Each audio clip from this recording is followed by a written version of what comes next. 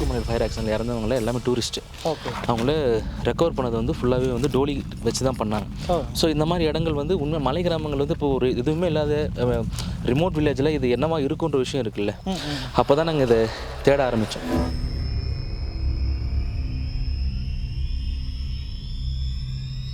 நம்ம ஒரு ஆள் நடக்கிறோம் முடியல, ஆனால் கீழே வந்து இதையே தொழிலை இதையே வாழ்க்கையை வச்சு நிற்கிறவங்களோட நிலமை இருக்குல்ல, இந்த சர்க்கிள்லேருந்து அவங்க வெளியே போக முடியாது. ஒரு ட்ராப் மாதிரி இருந்தாங்க எனக்கு பார்க்குறதுக்கு. ஸோ அந்த அம்மாவுக்கு ப்ரெக்னென்ட் பெயின் வந்தோடனே ஊரே கூடிருச்சு. கூடின பின்னாடி பொம்பளைகள் யாருமே வர முடியல, ஆம்பளைங்க மட்டுமே வந்து அந்த டோலியை கட்டி இங்கே கொண்டு வந்திருக்காங்க. கொண்டு வந்தோடனே நடுக்காட்டில் வந்து அவங்க ரொம்ப சிவியர் ஆகிட்டாங்க. அவங்க அன்கான்சியஸு, பனி கூட உடஞ்சிச்சு, பிளட் லீக்கேஜ் நிறைய ஆயிடுச்சு. ஆன பின்னாடி ஆம்பளைங்களே பிரசவம் பார்த்தாங்க.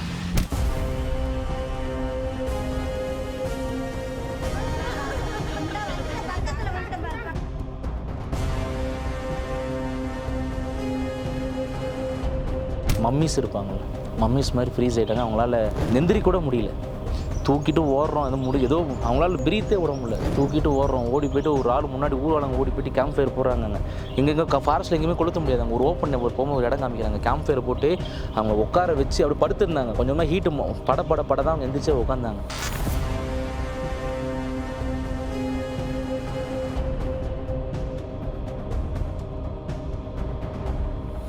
பட் அவள் இறந்துச்சு அவ்வளோதான், ஒன்றுமே பண்ண முடியாது. போகிற வழியில் எங்கேயாவது அவங்களுக்கு போகிற வழியில் ஒரு இடம் காமிக்கிறோம், சும்மா இங்கே கல்லுன்னு சொல்லுவாங்க. அது என்னென்னா, குழந்தை இறந்துருச்சுன்னா அந்த இடத்துலேயே புதைச்சிட்டு அங்கே ஒரு கல் நட்டு வச்சுட்டு போயிடுவாங்க. இதுவே வந்து அவங்க வாழ்க்கையை வச்சுன்னுக்கிறாங்க. அடிக்கடி சொல்கிற விஷயந்தான், எழுத மறந்த பேனாக்களின் முனைகளும் பேச மறந்த வாய்களும் இருக்குல்ல, அதுதான் இவங்களுடைய இன்றைக்கி வந்து இருக்கிற கரண்ட் சினாரியோ.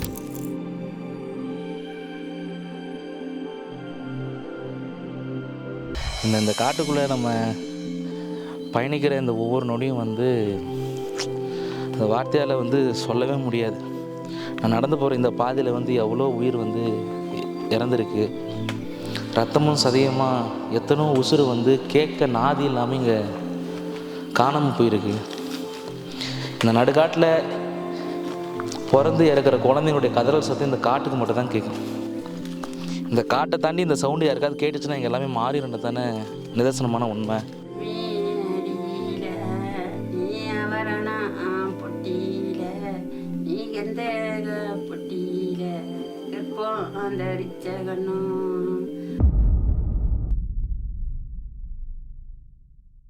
தமிழ் தயாளன் கெவிபத்துடைய இயக்குனர். இதான் என்னுடைய முதல் படம். முதல் படம் இதுதான். இதுக்கு முன்னாடி சினிமா வாழ்க்கை இந்த மாதிரி எங்கே தொடங்கிச்சு? இல்லை, நான் வந்து மோஸ்ட்லி ஆர்டிஸ்டாக ஒர்க் பண்ணல. என்னோடய டீமே ஒரு இண்டிபெண்ட்டாக நம்ம நிறைய வாய்ப்பு தேடி அலையும் போது யாரும் சான்ஸ் கொடுக்கல. அப்புறம் நம்மளே ஒரு வாய்ப்பை க்ரியேட் பண்ணி பண்ணலான்னு நினச்சி ஒரு ஷார்ட் ஃபிலிம் ஒன்று ஆரம்பித்தோம். அந்த ஷார்ட் ஃபிலிம் படமாக மாதிரி இன்றைக்கி ஒரு நல்ல ரெகக்னிஷன் கிடச்சிருக்கு.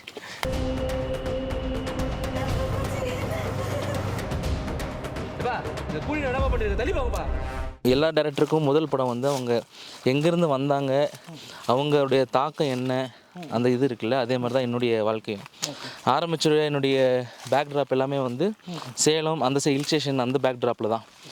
ஸோ நம்ம ஒரு படம் பண்ணலாம் அப்படின்னு சொல்லிட்டு ஒரு 4 பெண்களை பற்றின கதையை ஒரு பஸ்ஸில் வச்சு, அதுவும் ஹில் ஸ்டேஷன் சம்மந்தமானது தான்.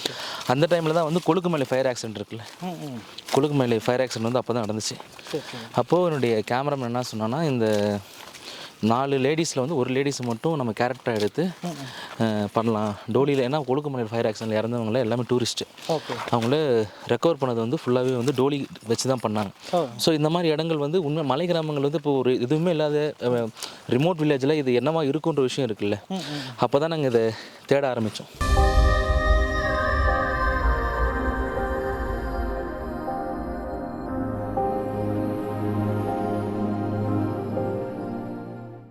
நம்ம அந்த ஃபயர் ஆக்சிடெண்ட்டில் வந்து இந்த மாதிரி சம்பவம் நடந்தோடனே அப்போ ரிமோட் வில்லேஜில் இது என்னவா இருக்குன்ற விஷயம் வந்து ரொம்ப எக்ஸைட் பண்ணிச்சு. ஓகே. ஸோ நம்ம ஒரு சின்ன ஒரு லைன் மட்டும் ஆர்டர் பண்ணிக்கிட்டு ஒரு மேக் ஒன்று இருந்துச்சு எங்ககிட்ட. அப்போ அந்த டைமில் இண்டிபெண்டாக ஆரம்பிக்கும் போது கையில் பெட்ரோல் போட காசில் 100 ரூபா ஒரு விஷயம் தான் நம்மகிட்ட இருக்கோம். பெட்ரோல் போடவே ஃப்ரெண்ட்ஸை கடை வாங்கி போகிற அந்த ஜோன் தான். அப்படி இருக்கும்போது எப்படி நம்ம ஒரு படம் பண்ண போகிறோம், இன்றைக்கி படம் 3 கோடி ஒரு படம் பண்ணி முடிச்சிட்டோம். ஓன் ப்ரொடக்ஷனில் பண்ணி முடிச்சிருக்கோம். அதுவே இன்றைக்கி இப்போ வரைக்கும் நம்ம பண்ண மாதிரி ஒரு பெருமைப்பு தான் இன்றைக்கி இருந்துகிட்டே இருக்குது. ஸோ நம்ம அப்படி ஆரம்பித்து ஒரு மேக் ஒன்று இருந்துச்சு. அந்த மேக்கு விற்றுட்டு அதில் கிடைச்ச காசு எடுத்துகிட்டு 2 டூ வீலர் எடுத்துகிட்டு சென்னையிலேருந்து 2 வீலர்லேயும் கொடைக்கானல் வந்தோம். வந்து நம்ம அடிக்கடி வந்து நான் வந்து காலேஜ் வந்து திருச்சியில் தான் படித்தேன், பிஷப் பீப்பர். ஓகே. ஸோ அங்கே படிச்சுட்டு இருக்கும்போது காலேஜ் ஐவி வந்து இங்கே நம்ம மியூசியம் கூட்டு வருவாங்க. எனக்கு அப்போல்லாம் நிறைய டைம் கொடைக்கானல் வந்திருக்கு, இந்த இடம் பற்றி தெரியாது. என் கேமராமேன் வந்து வெட்டிங் ஷூட்ஸ் அந்த மாதிரி வரும்போது இந்த இடத்த பற்றி கேள்விப்பட்டிருக்கான். ஸோ அப்போ நான் அவங்ககிட்ட சொல்கிறேன் இந்த மாதிரி விஷயம் இருக்குன்னு சொல்லும் போது நான் இந்த லொக்கேஷன் இருக்குது ப்ரோ, நான் வாங்க போய் பார்க்கலாம்னு சொல்லிட்டு பிளாங்க் ஓகே ஒத்தடி பாதை. நான் வரும்போது ஒரே ஒரு ஒத்தடி பாதை இது எங்கே இருக்குது பார்த்தீங்களா, இந்த பாதை இருக்குல்ல, இதோட சின்ன பாதை, இதோட சின்ன பாதை. இப்போயாச்சும் ஓரளவு போகிற மாதிரி இருக்குது. இதோட சின்ன பாதை, ஒரு ஆள் தான் நடந்து போக முடியும். ரொம்ப எக்ஸைட்மெண்ட்டில் மேலேருந்து நடந்து இறங்கி வந்துக்கிட்டே இருக்கும். ரொம்ப டயர்டு, முடியல. நம்ம மேலே வந்து 2 பெண்ட்லேயே என்னால் முடியல, உட்காந்துட்டு நான் இதுக்கு மேலே நம்ம போகணுமா, கஷ்டம் தலை, வேறு எங்கேயாவது நம்ம லொக்கேஷன் போய் பார்க்க போகலாம் அப்படின்னு சொல்லி பிளான் பண்ணிட்டு இருக்கும்போது சரி ஓகே வந்துட்டோம் என்னென்ன பார்க்கலாம்னு சொல்லிட்டு இறங்குறோம் காலி. நான்லாம் கீழே வந்து பார்த்தோம் அப்படின்னா அந்த ரொம்ப எக்ஸைட் பண்ணுது. நம்ம ஒரு ஆள் நடக்கிறோம், முடியல. ஆனால் கீழே வந்து இதே வாழ்க்கையை வச்சு நிற்கிறவங்களோட நிலமை இருக்குல்ல, ஒரு நாள் நடந்ததுக்கே காலி ஆகிட்டேன். இதை மட்டுமே வாழ்க்கை, இந்த சர்க்கிள்லேருந்து அவங்க வெளியே போக முடியாது, ஒரு ட்ராப் மாதிரி இருந்தாங்க எனக்கு பார்க்குறதுக்கு.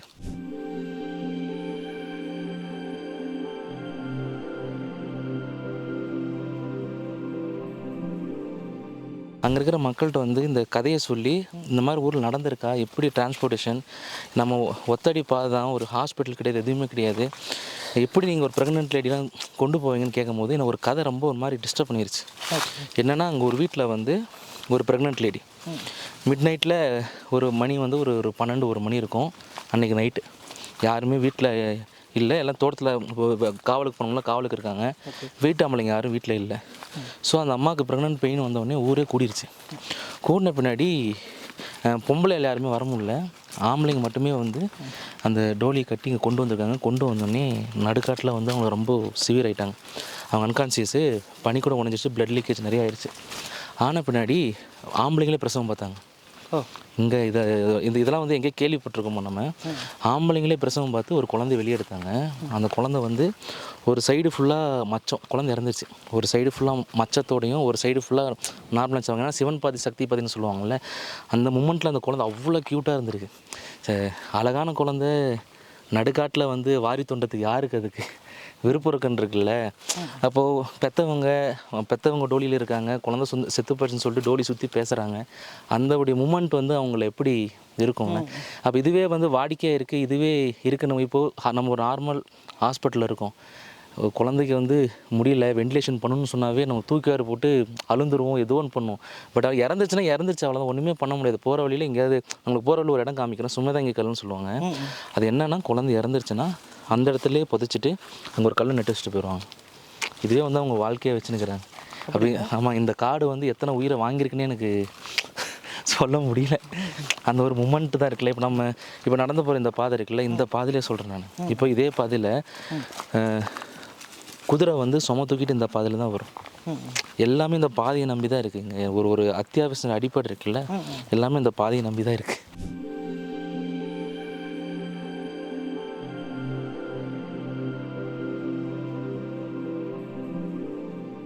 இங்கே இருக்கிற மக்கள் வந்து இதை மட்டுமே நம்பி வாழ்ந்துக்கிறாங்கல்ல. இங்கே இருக்கிற சோர்ஸ், இங்கே இருக்கிற இன்கம் எல்லாமே இங்கே இருக்கிற எல்லாத்தையும் நம்பி வாழ்ந்துக்கிறாங்கல்ல. அது ரொம்ப கஷ்டம் இல்லை. அங்கே ஒரு மலை தெரியுது பார்த்தீங்களா, அந்த உச்சி மலை. அந்த இடத்துல கிளைமேக்ஸ் நாங்கள் ஷூட் பண்ண அந்த ஸ்பாட்டு. அங்கே வந்து கிட்டத்தட்ட 3 நாள் ஷூட் பண்ணோம் அந்த இடத்துல. 3 நாள் வந்து -3 கிட்டத்தட்ட வெறும் லேந்தர் லைட்டு ஒரு 3 பெட்ஷீட் இருந்துச்சு. 3 பெட்ஷீட்டை வந்து சுற்றி நாங்கள் உள்ளே வந்து 6-7 பேர் நின்றுப்போம். ஒரே ஒரு லேந்தர் லைட், கேம்ப் ஃபயர் போட முடியாது ஃபாரஸ்ட்டில் இல்லை, லேந்தர் லைட்டை கொளுத்தி வச்சுட்டு எல்லோரும் அப்படியே ஒருத்தர் கட்டி பிடிச்சி நின்றுட்டு இருப்போம். அந்த இடம் வந்து பீக்கு, கொடைக்கானலுடைய பீக் அந்த இடம். கொடைக்கானல் டாப் அந்த இடம். இது வரைக்கும் அங்கே யாரும் ஷூட் பண்ணதே கிடையாது, நம்ம தான் ஃபஸ்ட் ஷூட் பண்ணியிருக்கோம். எப்படி போனீங்க அந்த இடத்துக்கு? அது பார்க்கும்போதே ஒரு ரொம்ப டிஃபிகல்ட்டாக இருக்குது அந்த மலை. அது எப்படி அந்த டாப்புக்கு போனீங்க? எக்யூப்மெண்ட்ஸ்லாம் அதெல்லாம் வந்து டீம் தான் பிரதர். எப்படின்னா நமக்கு அங்கே ஃபுட்டு வரணும்னா கிட்டத்தட்ட 4 மணி நேரம் ஊர்லேருந்து ப்ரிப்பேர் ஆகி குதிரையில் கொண்டு வரனாவே காலைல சாப்பாடு வந்து சாயங்காலம் தான் கிடைக்கும். அந்த மாதிரி வெறும் 26 சப்பாத்திலாம் வச்சுட்டு இங்கே சர்வே பண்ணியிருக்கோம்.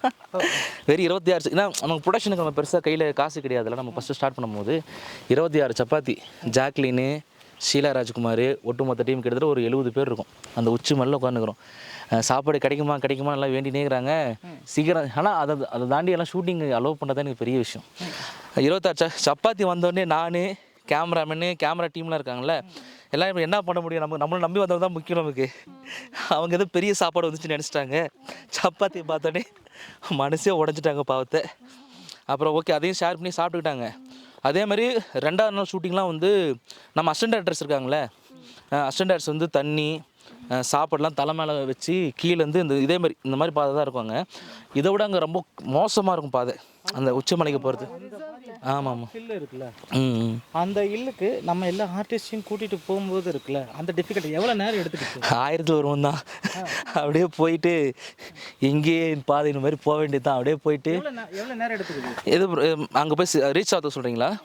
அங்கே ரீச் ஆகிறதுக்குன்னா கிட்டத்தட்ட ஒரு 3 மணி நேரம் வரும். இப்போ நம்ம படத்தில் வந்து எவ்ரி ஷார்ட்ஸ் எவ்ரி சீக்வன்ஸ் வந்து ட்ராவல் பண்ணி தான் எடுத்துருக்கோம்.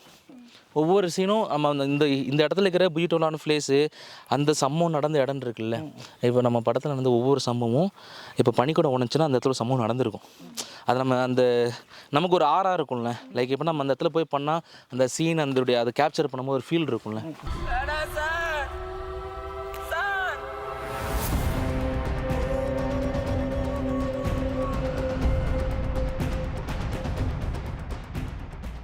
குறைஞ்சது எத்தனை வாட்டி இந்த பாதையில்? கணக்கே வரும். சுமாராக எப்படி சொல்கிறது, நமக்கு அந்த சினிமாக்காரனுக்கு தான் வந்து காட்ஸ் கிஃப்ட்டுன்னு நினைக்கிறேன் நான். அது எப்படின்னா எல்லாத்தையுமே வந்து ஒரு கிரியேட் பண்ணுற அந்த மூமெண்ட் இருக்குல்ல, கடவுளை சொல்லுவாங்கள்ல, இது கடவுள் கிரியேட் பண்ணுறாரு, அதை லவ் பண்ணுறாருன்னு இருப்பாங்கள்ல, சினிமாக்காரனுக்கு அந்த கிஃப்ட் கடவுள் கொடுத்துருக்காருல்ல. இந்த மாதிரி இடத்த எக்ஸ்ப்ளோர் பண்ணுறது யாருக்குமே கிடைக்காதுல்ல. உண்மை அது தானே, எக்ஸ்ப்ளோர் பண்ணுற அந்த மூமெண்ட்டை எங்கே வேணாலும் நம்ம போய் நம்ம அதை எந்த இடத்துக்கு வேணாலும் நம்மளால் போக முடியும். நம்மளுடைய வில்லிங் தான், நம்ம போய் அந்த இதை எப்படி பார்க்குறோம், நம்ம எப்படி கேப்சர் பண்ணணுன்னு இருக்குல்ல. இந்த ஊர் என்ன அந்த மாதிரி ஒரு வைபுக்கு எனக்கு கொண்டு வந்துருச்சு. நாட் ஓன்லி இந்த வில்லேஜ், இந்த மாதிரி வந்து நிறைய இடங்கள் இருக்குது. இந்த கதையை எடுக்கிறதுக்கு முன்னாடி இந்த இயற்கை சார்ந்து எழுதுறவங்கலாம் இருக்காங்களா? கண்டிப்பாக சார்ந்து மலை பிரதேசம் சார்ந்து எழுதுறவங்களாம் இருக்காங்க. அவங்களுடைய ரைட்டிங் எது உங்களுக்கு ரொம்ப கவர்ந்தது? முக்கியமாக நான் ஓப்பனாக சொல்ல போனோம்னா, இந்த படத்துக்காக நான் ரெஃபரன்ஸ்னு எதுவுமே எடுக்கலை. ஏன்னா நான் இங்கே வந்து இதில் இருக்கிற எல்லா சீனுமே வந்து இவங்கக்கிட்டேருந்து நான் எடுத்தது தான். அந்த உணர்வுகள் நம்ம பதிவு பண்ணும்போது வந்து இப்போது நான் அடிக்கடி சொல்கிற விஷயந்தான், எழுத மறந்த பேனாக்களின் முனைகளும் பேச மறந்த வாய்களும் இருக்குல்ல, அதுதான் இவங்களுடைய இன்றைக்கி வந்து இருக்கிற கரண்ட் சினாரியோ. ஸோ இப்போ நம்ம எழுத மறந்த பேனாக்களின் முனை மூலமாக நம்ம அதை எழுதுன்னு நினைக்கிறோம். அப்போ அவங்கக்கிட்ட தான் நம்ம அதை உருவாக்குறோம்ல. அதை உருவாகும் போது அதோடைய பியூட்டிஃபுல்லாக அதில் இருக்கிற வலி வேதனை இருக்குல்ல, அதில் நம்மளே ட்ராவல் பண்ணும்போது நம்மளே அதில் ட்ராவல் பண்ணுறோம்ல. அப்போ ஒவ்வொரு கேரக்டரும் இப்போது இந்த படத்தில் வந்து ஒவ்வொரு கேரக்டரும் வந்து நான் நடித்து காமிக்கும் போது, ஆர்டிஸ்ட்டுக்கு நடித்து காமிக்கும் போது அந்த கண்ணீராகட்டும், ஏன்னா நானும் ஒன் ஆஃப் த கேரக்டரில் எல்லா கேரக்டரும் நானும் ஒன் ஆஃப் த கேரக்டர் வாழ்ந்துன்னுக்கிறேன்ல. ஸோ நடிக்கும் போது அவ்வளோ பெயின் இருக்கும் எனக்கு. என்னால் இதை ஏற்றுக்க முடியாது. நடிக்கிற நமக்கே பிறகுனா வாழ்ந்துங்கிற அவங்கள வந்து அந்த உணர்வுகள் எப்படி அவங்களால வார்த்தையால் சொல்ல முடியுன்னு இருக்குல்ல. இது எவ்வளோ எழுதினாலும் கஷ்டம் தான். லைவாக நான் பார்த்ததை நான் அப்படியே வந்து கேப்சர் தான் பண்ண நினச்சேன். அதை வந்து பில்டப் பண்ணியும் இது பண்ணியும் எனக்கு இல்லை. ஒரு விஷயத்தை பார்த்தேன், அதை அப்படியே கேப்சர் பண்ணால் போதுன்ற மூமெண்ட்டுக்காக மட்டும் தான் நான் வெயிட் பண்ணி இந்த படத்தை எடுத்தது.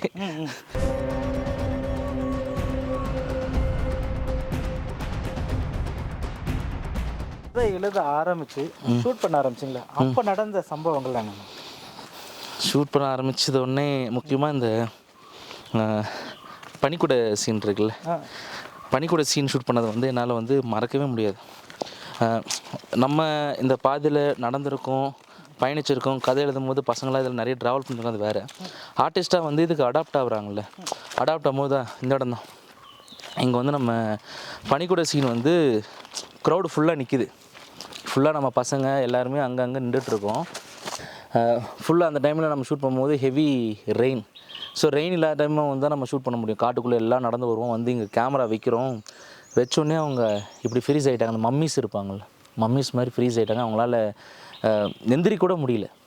தூக்கிட்டு ஓடுறோம், ஏதோ அவங்களால பிரீத்தே விட முடியல. தூக்கிட்டு ஓடுறோம், ஓடி போய்ட்டு ஒரு ஆள் முன்னாடி ஊர்வலங்க ஓடி போய்ட்டு கேம்ப் ஃபயர் போடுறாங்க. எங்கெங்கே ஃபாரஸ்ட்டில் எங்கேயுமே கொளுத்த முடியாது. அங்கே ஒரு ஓப்பன் ஒரு இடம் காமிக்கிறாங்க, கேம்ப் ஃபயர் போட்டு அவங்க உட்கார வச்சு அப்படி படுத்துருந்தாங்க. கொஞ்சமாக ஹீட்டு பட தான் அவங்க எந்திரிச்சே உட்காந்தாங்க.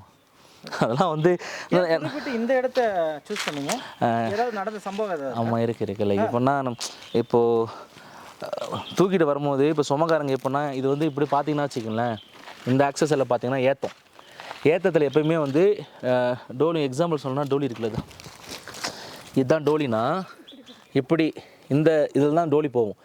இப்போ ஏறும் போது பின்னாடி இருந்து ஒரு ஆள் தள்ளிக்கிட்டே வருவாங்க. 2 பேர் தூக்குறாங்கல்ல, ஒரு 3 பேர் என்ன பண்ணுவாங்க, இந்த இடத்துல மட்டும் கை வைப்பாங்க. கையை வச்சு அவங்களுக்கு உந்தி கொடுத்து மேலே தள்ளிட்டு போயிட்டே இருப்பாங்க. இறக்கத்தில் இழுத்து பிடிப்பாங்க. அப்படி புரியுதுங்களா? அப்படி வரும்போது இங்கே கொஞ்சம் ஸ்பேசிஸாக இருக்கும். ஊர்லேருந்து வந்தோன்னா செந்தில்காடு ஏறி வர வரைக்கும் இங்கே தான் வந்து மோஸ்ட்லி இந்த இடத்துல தான் ட்ராவல் பண்ணுவாங்க. இங்கே தான் அவங்க நின்று ஏதாவது அவங்க முடியல டயர்டு மாற்றும் போது பள்ளத்தில் வந்து இப்படி டோலி இப்படி திருப்பி மாற்றுவாங்க.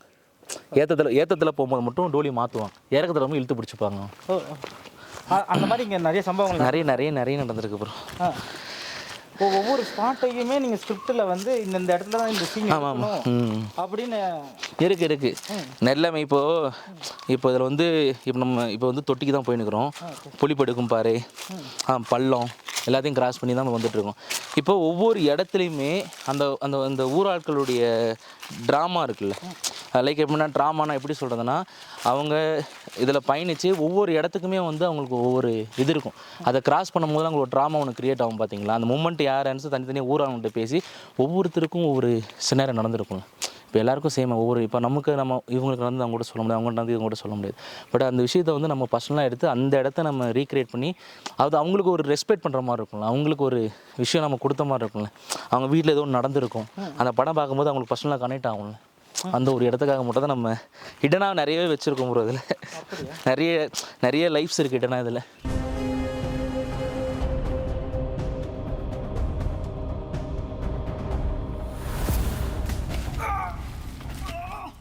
சொன்னீங்களா மேடம், இந்த சன்செட் ஆகிற அந்த டைமில் சன்செட் ஆகிடுச்சு, நாங்கள் ஊருக்குள்ளே இறங்குறோம், ஒரே டார்க்னஸ். அப்போ வந்து ஒரு சம்பவம் நடந்துச்சு. யாரோ ஒருத்தருக்கு உடம்பு முடியல, வயசானவங்களுக்கு டோலி கட்டுறாங்க. நாங்கள் அப்போ தான் கதையை ரிசர்ச் ஒர்க்கில் இருக்கோம். டோலி கட்டுறாங்க. அது வரைக்கும் டேயில் தான் இருந்துச்சு சீன். டேயில் வந்து நம்ம கொஞ்சம் ஃப்ரெண்ட்லியாக இருக்கும், நம்ம பெரிய ப்ரொடக்ஷன் கிடையாது, லைட்டு செட் பண்ண முடியாது. ஏன்னா நம்ம ஃபாரஸ்ட்டில் லைட் பண்ணோன்னா கோடிக்கணக்கில் கொளுத்தணும், கீஜில் வச்சு அவங்களை தாழ்ச்சிருவாங்க. ஸோ நம்ம பெரிய பட்ஜெட்லாம் கிடையாது, பாகுபலி ரேஞ்சுலாம் படம் எடுக்கல சொல்லிட்டு நாங்கள் கன்வின்ஸ் பண்ணிவிட்டு டேயில் பிளான் பண்ணோம். அப்போ தான் வந்து நான் நடக்கும்போது, நான் அந்த ஊரில் இருக்கும்போது சம்பவம் நடந்துச்சு. எனக்கு மாதிரி உலுக்கி போட்டுருச்சு. அப்போ நைட்டில் ஊர் அவங்களோட ப்ரிப்பரேஷன். இப்போ தூரத்தில் ஒருத்தன் போகிறாங்கன்னா சவுண்டை வச்சு தான் அவங்க யாருன்னு கேட்கணும். ஈஸியாக சொல்லுவாங்க, முத்தரு சவுண்ட் வச்சா சொல்லுவாங்க, ஈஸியாக சொல்லுவாங்க. ஸோ அந்த கனெக்டிவிட்டி, அவங்களுடைய பாண்டிங், அந்த யூனிட்டி இருக்குல்ல, அந்த உயிரை காப்பாற்ற யூனிட்டி இருக்குல்ல. அப்போ வந்து டார்க்கில் மூஞ்சி தெரியல, எங்களுக்கு யார் போகிறான்னு எங்களுக்கு தெரியாது. ஆனால் இப்போ இங்கே ஒருத்தர் லேந்தர் தூக்கிட்டு போகிறவர் அவர் ஈஸியாக பேரை சொல்கிறாரு. அந்த மூமெண்ட் எனக்கு ரொம்ப இன்ட்ரெஸ்டிங்காக இருந்துச்சு.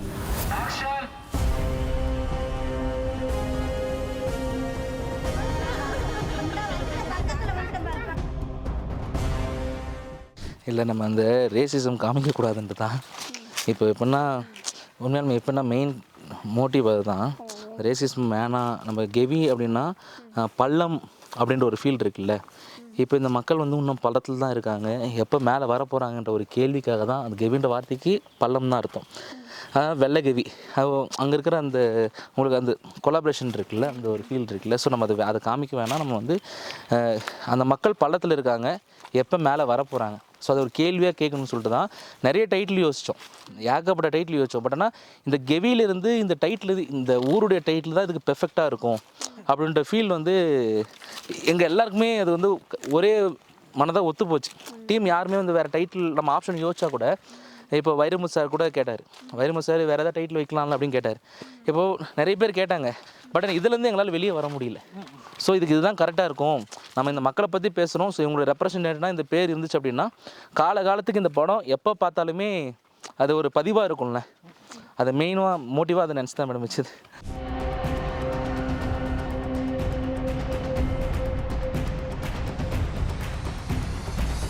நம்ம அதுக்கு பிறகு இந்த ஊரை பற்றி ரிசர்ச் பண்ணோம். இங்கே யார் வந்தால், இங்கே எப்படி இந்த ஊர் டெவலப் ஆச்சு, ஃபஸ்ட்டு என்ன நடந்துச்சுன்னு டெவலப் இதை பண்ணும்போது இது கெவியோடைய பேருடைய அர்த்தத்தையும் நம்ம ரிசர்ச் பண்ண ஆரம்பித்தோம். அப்போ தான் நமக்கு புரிய வந்துச்சு பள்ளம் அப்படின்னு சொல்லி. இது முன்னாடி இந்த ஊர் பேர் வந்து கெவி கிடையாது, தொட்டிலலை. இந்த ஊர் பேர் தொட்டிலலை. இவங்க வந்து இருந்தது வந்து இந்த பள்ளத்தில் தான் இருந்தாங்க. இந்த மலையை ஜாயிண்ட் ஆகிற ஒரு பள்ளம் போகுது பார்த்தீங்களா கீழே, இந்த இது வந்து ஒரு ஆறு ஒன்று போகும். இங்கே தான் அவங்க ஃபஸ்ட்டு ஒரு 800 வருஷத்துக்கு முன்னே வாழ்ந்தது. அது பேர் வந்து அது வந்து தொட்டில் மாதிரி, குழந்தைய தாளாட்ட தொட்டில் இருக்குல்ல, அந்த தொட்டில் மாதிரி இருக்கும். அதனால் தொட்டிலலைன்னு பேர் வச்சு அவங்க அங்கே வாழ ஆரம்பித்தாங்க. அப்போ வெள்ளக்கவிக்கு முன்னாடி தொட்டில் அலை. ஓ இங்கேருந்து இந்த தொட்டில் அலையிலேருந்து மக்கள் கொஞ்சம் கொஞ்சமாக கீழே இருந்து கொஞ்சம் கொஞ்சமாக மலை மேலே ஏற ஆரம்பிக்கிறாங்க. ஸோ இவங்க ஏற ஆரம்பிக்கும் போது சுற்றி இருக்கிற மலைக்கெல்லாம் சேர்ந்து பார்த்தீங்கன்னா இந்த மலை ஏன்னா நம்ம டவுனில் இறங்கிட்டு இருக்கோம்ல, சுற்றி மலை இருக்கிறதால இந்த மலை வந்து பள்ளத்தில் இருக்கிற மாதிரி இருக்கும். அதனால் காலப்போக்கில் வெள்ளையர்கள் வச்சு தான் வெள்ளைக்கவி. பிஎஸ்ஓடு வந்து மேலே ஏறி வரும்போது இங்கே இருக்கிற மக்களை பார்க்குறாரு. பார்த்து அவங்கள்ட்ட கம்யூனிகேட் பண்ண ஆரம்பிக்கும். இதுக்கு மேலே ஒரு மலை இருக்குது, குளிர் பிரதேசம் இருக்குதுன்னு சொல்லி உறுதி செஞ்ச பிஎஸ்ஓடு என்ன பண்ணுறாருன்னா, அங்கே இருக்கிற மக்கள் உதவி மூலமாக இதுக்கு மேலே அவரால் நடக்க முடியல, ரொம்ப டயர்ட் ஆகிட்டாப்புல. கூட இருக்கிற சோல்ஜர்ஸ்லாம் இருப்பாங்கள்ல, எல்லோரும் டயர்ட் ஆகிட்டாங்க. ஸோ என்னதாலும் பிஎஸ்ஓட மேலே கூட்டு போகணும்ல, ஸோ இந்த மக்களுடைய உதவி மூலமாக டோலின்னு கட்டி இவரை கூட்டு போய் மேலே காமிச்சிருக்காங்க. ஃபஸ்ட் அவர் தான் வந்து கொடைக்கானலில் கண்டுபிடிச்சது. அங்கேருந்து தான் கொடைக்கானல் ஹிஸ்ட்ரி ஸ்டார்ட் ஆயிடுச்சு. ப்ரெக்னன்சி பெயின் வர அந்த பொண்ணுடைய ட்ராவல் என்னவா இருக்க போதுன்னு அமைச்ச பின்னாடி தான் இதை சுற்றி இருக்கிற வாழ்வாதாரம் இது என்னென்னலாம் இருக்குதுன்னு சொல்லிட்டு செட்டப் பண்ணணும். இதுக்குள்ளே தான் அந்த இந்த இந்த படத்தில் வந்து மலையன் மந்தாரி இருக்காங்களா, அந்த மலையன் மந்தாருடைய லைஃப் தான் ரெப்ரசன்ட் பண்ணுறது தான் இந்த படம். அம்மா பனிக்கூடம் உடஞ்சி இப்போ நீ வார்டுக்கு வா, பனிக்கூடம் உடஞ்சி வார்டுக்குவான்னு சொல்லி உள்ளே வந்து ஒரு ஹாஸ்பிட்டல் அட்டெண்டர் சொல்லிகிட்டே இருப்பாங்க. ஒரு 60 லேடி இருக்காங்க அப்படின்னா அவங்க கத்துற அந்த மூமெண்ட் இருக்குல்ல, மரண ஓலத்தை விட ரொம்ப பயங்கரமாக இருக்கும்.